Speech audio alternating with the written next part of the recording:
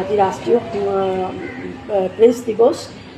সকলো মুখ্য সম্পাদক, সকলো চেনেলৰ মুখ্য সম্পাদক আদি কৰি সকলো কৰ্মী, সকলো সাংবাদিক বন্ধু বান্ধৱীসকললৈ মই মোৰ গভীৰ শ্ৰদ্ধা নিবেদন কৰিছোঁ। যুগৰ পিছত যুগ শোষিত, বঞ্চিত, নিষ্পেষিত মানুহৰ কাৰণে আৰু সকলো শ্ৰেণীৰ, সকলো বৰ্গৰ মানুহৰ কাৰণে এই সাংবাদিক বন্ধুসকল বাধা বিপত্তি নেওচি যিসকল